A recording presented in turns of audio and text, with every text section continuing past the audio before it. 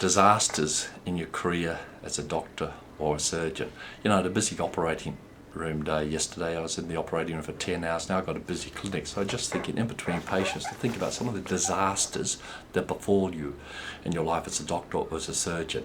Let's divide them up into several categories. First one, let's talk about ill health. You know, your health. You're busy looking after everybody else. How about looking after your own health?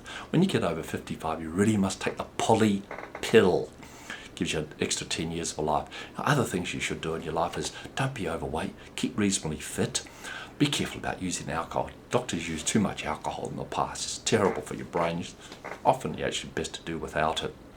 Drugs, don't be using drugs. There are some new medications around called modafinil. Look into it. They can help brain function.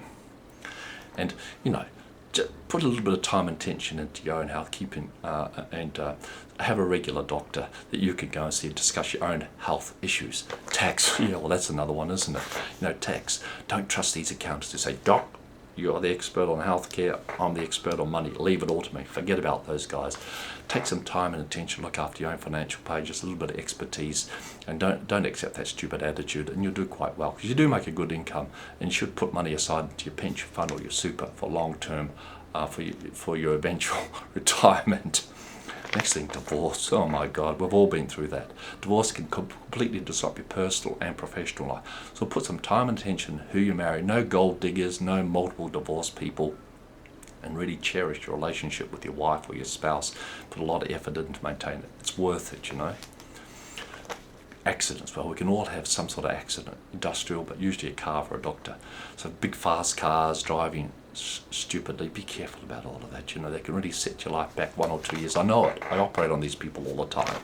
Try to engage in more timid sports activities such as, you know, golf, sailing, swimming, skydiving, all those mad sports. My God, you put all this effort into getting to where you are. Don't cut it off too short.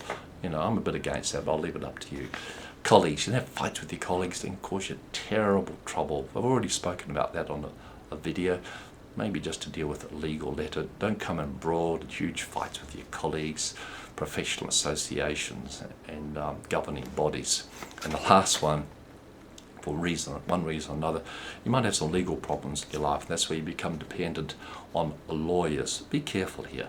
Lawyers aren't nearly as smart as you are, and they always give you the most gloomy outlook, how it's going to disrupt your career and your life and all this sort of stuff, so they can charge you huge fees. Keep on top of the fees, question them, and you know, if you ever do have a big legal problem, get up on your own feet and speak on your own behalf.